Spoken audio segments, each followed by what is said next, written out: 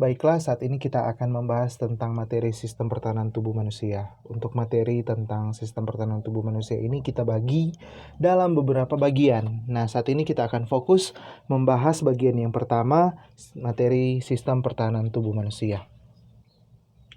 Sebelum lebih lanjut, ada beberapa hal yang ingin disampaikan. Yang pertama, materinya sudah bisa di-download dalam bentuk PDF. Yang kedua, materi ini akan menjadi sangat penting bagi kita di tengah kita sementara diperhadapkan dengan isu global yaitu pandemi COVID-19. Nah, sebagai generasi muda, tentunya ketika kita mempunyai waktu lowong, kita akan memanfaatkannya salah satunya dengan bermain game. Nah, ada beberapa tipe game, salah satunya adalah game perang. Nah, dalam game perang biasanya ketika kita ingin mempertahankan suatu wilayah, kita harus berperang dengan lawan kita. Nah, ketika kita menang, biasanya wilayah kita akan aman. Nah, ketika kita kalah, biasanya wilayah kita akan jadi milik dari lawan kita yang menyerang kita. Ternyata tubuh manusia juga mengalami peperangan, ya. Tubuh manusia mengalami peperangan setiap harinya. Nah, peperangan seperti apa sih yang dialami atau yang dirasakan oleh tubuh manusia? Itu akan kita bahas lebih lanjut dalam materi tentang sistem pertahanan tubuh manusia. Tubuh manusia terdiri atas berbagai sel, jaringan, organ, dan sistem organ yang bekerja untuk menjaga homeostasis tubuh atau keseimbangan tubuh. Jadi segala sesuatu yang ada di dalam tubuh manusia itu harus ada dalam keadaan yang seimbang. Ya, harus ada dalam keadaan yang seimbang. Nah, dalam menjalankan fungsinya, baik sel, jaringan, organ, dan sistem organ tersebut rentan mengalami gangguan. Ya, rentan mengalami gangguan. Gangguan tersebut bisa berasal dari virus, bakteri, protozoa, jamur, patogen, sinar matahari, bahkan polusi, dan lain sebagainya. Hal-hal tersebut dapat merusak tubuh, menimbulkan penyakit, bahkan parahnya lagi itu dapat mengakibatkan kematian. Tuhan menciptakan manusia dengan sebuah sistem, ya, dengan sebuah sistem untuk menjaga dan melindungi kerja dari sel, jaringan organ, dan sistem organ tersebut agar tidak mengalami gangguan dari luar maupun dari dalam tubuh. Ternyata ada ya sebuah sistem yang diciptakan oleh Tuhan untuk melindungi sistem-sistem yang lain, sistem-sistem organ yang lain yang sudah kita pelajari sebelumnya, yaitu sistem reproduksi, sistem pencernaan, sistem pernafasan, dan lain sebagainya. Nah, sistem yang menjaga dan melindungi tubuh tersebut dikenal dengan istilah sistem pertahanan tubuh. Apa sih sebenarnya tujuan atau fungsi dari sistem pertahanan tubuh? Nah, kalau kita berbicara tentang pertahanan, itu berbicara tentang melindungi.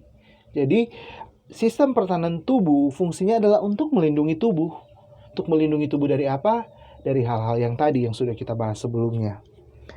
Mungkin muncul pertanyaan, apakah sistem pertahanan tubuh sama dengan sistem imun atau sistem kekebalan tubuh? Nah, jawabannya adalah sistem kekebalan tubuh atau sistem imun adalah merupakan bagian dari sistem pertahanan tubuh. Jadi bagian dari sistem pertahanan tubuh. Kalau kita ibaratkan sistem pertahanan tubuh adalah ibu, maka sistem kekebalan tubuh adalah anaknya. Nah, sistem kekebalan tubuh atau sistem imun itu membuat manusia memiliki yang namanya imunitas.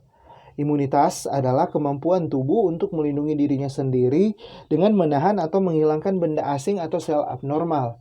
Seperti yang sudah kita bahas tadi, bahwa sistem pertahanan tubuh ini melindungi kita dari gangguan, baik gangguan yang berasal dari dalam maupun dari luar. Nah, gangguan yang berasal dari luar itu biasanya adalah benda asing, sedangkan gangguan yang berasal dari dalam adalah biasanya itu sel abnormal. Sel abnormal ini biasa kita kenal dengan istilah sel kanker. Apa sih fungsi dari sistem pertahanan tubuh manusia? Secara garis besar, fungsi dari sistem pertahanan tubuh manusia adalah patroli benda asing. Kalau kita berbicara tentang patroli, itu kita berbicara tentang bagaimana sesuatu itu dikontrol atau dipantau. Apa yang dipantau dalam hal ini adalah benda asing. Benda asing ini apa? Yang tadi yang sudah kita bahas tadi di awal. Nah, Fungsi spesifiknya dari sistem pertahanan tubuh yang pertama adalah mempertahankan tubuh dari benda asing atau bibit penyakit yang masuk ke tubuh kita, seperti virus, bakteri, jamur, protozoa, dan lain sebagainya. Kedua, melindungi tubuh dari agen lingkungan yang berasal dari tumbuhan, hewan, dan zat kimia. Ketiga, menyingkirkan sel-sel yang sudah tua atau rusak akibat penyakit atau cedera. Yang keempat, menghancurkan jaringan atau sel mati, debris sel, untuk perbaikan jaringan. Kelima, mengenali dan menghancurkan sel abnormal. Jadi ternyata sistem pertahanan tubuh ini tidak hanya sampai mengenali sel yang abnormal, tapi dia juga akan menghancurkan sel abnormal tersebut. Nah, apa yang menjadi sasaran utamanya? Jadi pada dasarnya untuk sistem pertahanan tubuh tidak selalu aktif. Dia akan aktif jika ada sasarannya. Nah, apa yang menjadi sasarannya? Sasarannya yang pertama adalah bakteri patogen. Jadi bakteri patogen. Sebagaimana kita sudah membahas di kelas 10 pada Kingdom Monera, bakteri itu ada dua ya. Ada dua jenis. Ada bakteri yang menguntungkan pada manusia, ada bakteri yang merugikan pada manusia. Nah, bakteri yang merugikan pada manusia itu yang biasa kita dengar atau kita kenal dengan istilah bakteri patogen. Jadi tidak sembarang bakteri ya yang menjadi sasaran utama sistem pertahanan tubuh. Hanya bakteri-bakteri patogen. Yang selanjutnya ada virus. Jadi virus juga merupakan sasaran utama dari sistem pertahanan tubuh pada manusia. Jadi ketika ada virus, maka tubuh akan berperang. Ya, tubuh akan berperang? Ketika ada bakteri patogen, tubuh akan berperang.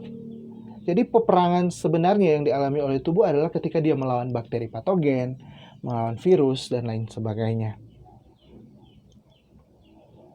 Nah, ada beberapa sel dan organ yang berperan dalam sistem imun.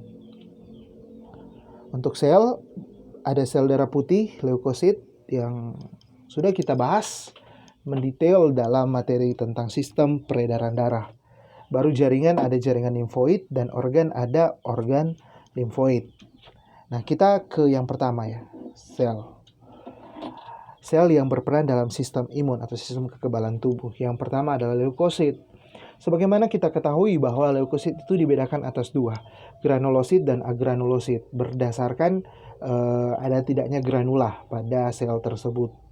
Nah, leukosit tipe granulosit itu terdiri atas neutrofil, eosinofil, dan basofil. Sedangkan agranulosit terdiri atas monosit, limfosit, dan limfosit yang terbagi atas sel B dan sel T. Kita akan bahas satu persatu. Tapi pembahasan kita akan lebih fokus pada bagaimana sel-sel ini itu berperan dalam sistem pertahanan tubuh. Yang pertama ada neutrofil. Ini ada gambar neutrofil dalam pembuluh darah. Neutrofil ini berperan atau dia memiliki fungsi spesialis fagositik.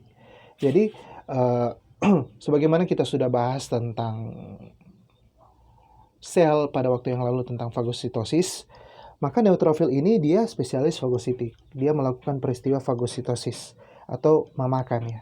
Jadi biasanya untuk neutrofil dia memakan benda asing yang ada di dalam darah. Itu neutrofil. Selanjutnya ada eosinofil. Nah, eosinofil ini ada contoh gambarnya, eosinofil dalam pembuluh darah. Eosinofil itu berperan dalam penghancur parasit.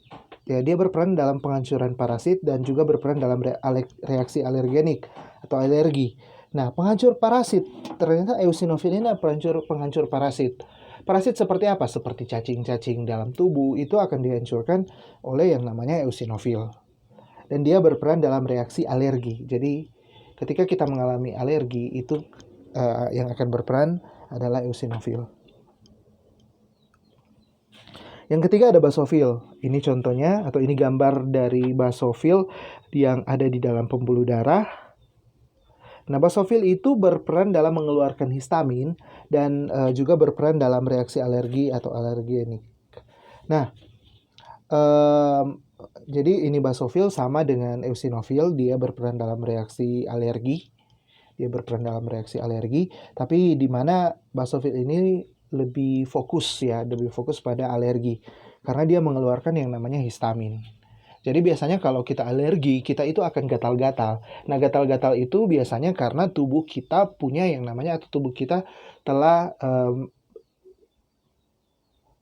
punya histamin, ya, histamin yang dikeluarkan oleh basofil. Selanjutnya ada monosit atau makrofag. Ini contoh monosit di dalam pembuluh darah. Nah, monosit juga dia berperan dalam, atau dia merupakan spesialis fagositik pada jaringan. Berbeda tadi dengan neutrofil. Neutrofil itu spesialis fagositik pada pembuluh darah, sedangkan kalau monosit dia spesialis fagositik pada jaringan. Jadi ini monosit ini dia berperan dalam fagositik atau memakan di jaringan, ya. Memakan apa ya? Pastinya memakan benda asing. Nah, monosit ini dia sama dengan makrofag. Jadi sebenarnya makrofag itu berasal dari monosit. Ketika masih dalam pembuluh darah, namanya masih monosit. Sedangkan ketika dia berpindah, sudah keluar dari pembuluh darah dan masuk ke dalam jaringan tubuh, dia sudah menjadi makrofag. Nah, makrofag ini kalau kita tinjau bahasanya berasal dari makro dan fage. Makro artinya besar dan fage artinya pemakan. Jadi makrofag ini artinya pemakan besar. Jadi dia itu dalam ukuran yang sangat besar. Ini ada contoh di mana ada sebuah gambar di mana makrofag ini memakan bakteri. Ya, ada makrofag yang memakan bakteri. Tentunya ini terjadi pada jaringannya. Nah, kita masuk ke yang agranulosit. Agranulosit yang pertama adalah yang kedua yaitu limfosit. Limfosit B atau sel B. Limfosit B dia berfungsi dalam pembentukan antibodi atau imunitas humoral. Secara tidak langsung dia akan membunuh. Itu nanti kita akan bahas lebih lanjut pada materi selanjutnya. Untuk limfosit yang kedua yaitu limfosit T atau sel T. Ini gambarnya, dia berfungsi sebagai imunitas seluler. Dia secara langsung membunuh. Jadi beda kalau sel B secara tidak langsung membunuh, kalau sel T secara langsung dia akan membunuh. Jaringan limfoid. Nah, jaringan limfoid ini merupakan jaringan yang memproduksi, menyimpan, dan memproses limfosit. Terdiri atas jaringan limfoid primer dan jaringan limfoid sekunder. Nah, untuk organ limfoid berperan sebagai tempat hidup sel fagositik, ya, tempat hidup sel fagositik, dan dibedakan berdasarkan jaringannya. Ada organ limfoid primer dan organ limfoid sekunder. Kita ke yang pertama, organ limfoid primer. Untuk organ limfoid primer itu merupakan tempat maturasi atau pematangan, proliferasi atau penggandaan, dan diferensiasi atau pengkhususan fungsi limfosit. Terdapat dua jaringan limfoid primer. Yang pertama timus, itu berperan dalam diferensiasi limfosit T, dan sumsum tulang yang berperan dalam diferensiasi limfosit B. Kelenjar timus. Jadi kelenjar timus letaknya ada di antara paru-paru. Menghasilkan sel T yang matang, melakukan seleksi terhadap sel T. Jadi sel T itu akan diseleksi. Ada yang siap untuk menjadi siap melakukan fungsinya sebagai sistem imun, dan ada yang tidak. Nah, yang tidak akan ditahan, sedangkan yang siap akan dikeluarkan. Dan bertanggung jawab terhadap respon autoimun. Sel T yang dihasilkan akan dilepaskan ke dalam pembuluh darah. Kedua, sumsum tulang, ini gambarnya. Jadi di dalam sumsum tulang itu terdapat sel darah, pembentukan sel darah, di mana sumsum tulang dia menghasilkan sel B yang matang. Sel B yang dihasilkan akan dilepaskan ke pembuluh darah. Untuk organ limfoid sekunder, itu merupakan tempat menampung sel-sel limfosit yang telah terdiferensiasi. Jadi yang telah terdiferensiasi di organ limfoid primer akan ditampung di organ limfoid sekunder. Organ limfoid sekunder itu merupakan tempat berlangsungnya reaksi-reaksi imun, tempat pemprosesan antigen. Ya, jadi antigen yang masuk ke dalam tubuh itu akan diproses di organ limfoid sekunder.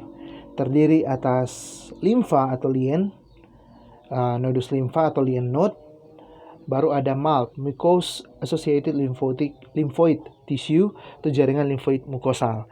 Nah, MALT ini terdiri atas beberapa jenis. Yang pertama ada GALT, Gastrointestinal Associated Lymphoid Tissue, gastrointestinal ya, good pada pencernaan perut. BALT, Bronchus Associated Lymphoid Tissue pada bronchus. Baru ada NALT, Nasal Associated Lymphoid Tissue di hidung. Baru ada LALT, Larynx Associated Lymphoid Tissue di laring. Baru ada VALT, Vulvovaginal Associated Lymphoid Tissue. Ada SALT, Skin Associated Lymphoid Tissue. Dan CALT, ada Conjunctival Associated Lymphoid Tissue. Itu adalah bagian-bagian dari MALT. Nah, untuk tugas yang akan Anda buat saat ini adalah tugasnya seperti ini. Pandemi COVID-19 atau Coronavirus Disease 2019 merupakan penyakit yang disebabkan oleh virus SARS-CoV-2. Virus tersebut dalam sejarah perkembangan manusia belum pernah ada atau belum pernah menginfeksi manusia. Nah, sebagai salah satu organisme yang dilengkapi dengan sistem pertahanan tubuh, maka manusia pada dasarnya akan melawan virus tersebut jika menginfeksi tubuh manusia. Bedanya adalah tidak semua manusia memiliki sistem pertahanan tubuh yang baik. Nah, sebagai upaya preventif atau pencegahan, ada beberapa hal yang bisa dilakukan untuk mencegah penyebaran virus tersebut, untuk menjaga sistem imun kita tetap kuat. Buatlah sebuah video edukasi singkat terkait dengan hal yang dapat dilakukan untuk mencegah penyebaran dan agar kita terjangkit virus tersebut. Video dibuat semenarik mungkin dan setelah dibuat silakan dipublikasikan di sosial media dengan format caption, judul, dan tugas biologi kelas 11 materi sistem pertahanan tubuh. Untuk buktinya, silakan Anda screenshot tampilan layar setelah Anda mempublikasikan video tersebut dan bisa ditandai ke teman-teman dan guru Anda. Terima kasih.